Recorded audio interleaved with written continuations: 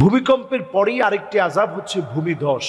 জমিনের বিভিন্ন জায়গায় ফাটল ধরা, এটাকে আরবিতে বলা হয় খাসফান ওয়া মাসখা। জায়গায় জায়গায় বড় বড় গর্ত তৈরি হবে। ওয়ার্ল্ডের বিভিন্ন জায়গায় এখন এই গর্তগুলো তৈরি হচ্ছে, ফাটল তৈরি হচ্ছে। এই ফাটল তৈরি হলে এগুলো আটকানো যায় না। আমাদের দেশে হয় নাই তা না, আমাদের দেশে বিভিন্ন জায়গায় হয়েছে, বিভিন্ন বড় বড় ফাটল ধরেছে। এই ফাটলগুলো ধরবে, নবীজি সাল্লাল্লাহু আলাইহি সাল্লাম 1450 বছর আগে বলে গিয়েছেন। সেগুলো সত্য হচ্ছে। এই ভূমিকম্পের পরেই ফাটলের মতো আযাব আসে। এই আযাবগুলোর সময় আমাদের করণীয়, বেনামাজি মানুষগুলা নামাজি হওয়া, বেপর্দায় যারা রয়েছে তারা পর্দানিশীন হওয়া, বেআমলি যারা আছে তারা আমলি হওয়া, বেশি বেশি করে ফানিআমা আজরুল আমিলিন, বেশি বেশি করে আমলের ভিতরে নিজেকে দেখবেন। আর রুজুউ মিন সিফাতিন মাযমুমাতিন ইলা সিফাতিন মাহমুদা। নিজেকে আগে যেমন খারাপ কাজের মধ্যে দেখতেন, গুনাহের মধ্যে দেখতেন, এখন সওয়াবের কাজের মধ্যে দেখেন।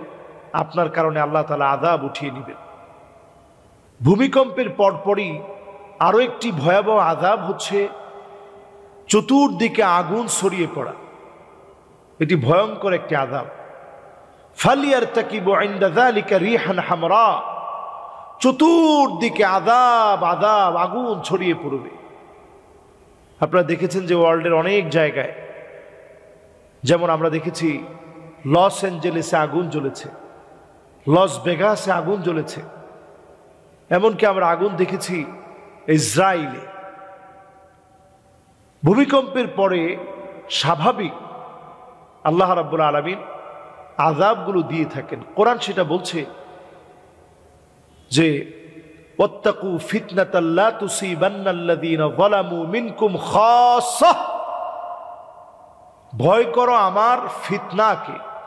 এই ফিতনার ব্যাখ্যায় মুহাদ্দিসিনে কেরাম, মুফাসসিরিনে কেরাম সবাই একমত যে এই ফিতনা হচ্ছে ভয়ঙ্কর প্রলয়ঙ্কারী ভূমিকম্প, ভূমিধস। এমন আগুন যে আগুনের কোনো উৎপত্তি স্থল নেই, হঠাৎ করে জ্বলে উঠেছে। ফায়ার সার্ভিস যে আগুন নিভাতে পারে না, শক্তি দিয়ে যে আগুন নেভানো যায় না, এরকম আগুন ছড়িয়ে পড়া, এগুলো ভূমিকম্পের পরে আসে। একটার পর একটা সিরিজ আযাবগুলো চলে আসবে। পাপের নগরী হয়ে গেছে আমাদের এই নগরী। এখানে ছিনতাই, এখানে রাহাজানি, এখানে মারামারি, এখানে কাটাকাটি।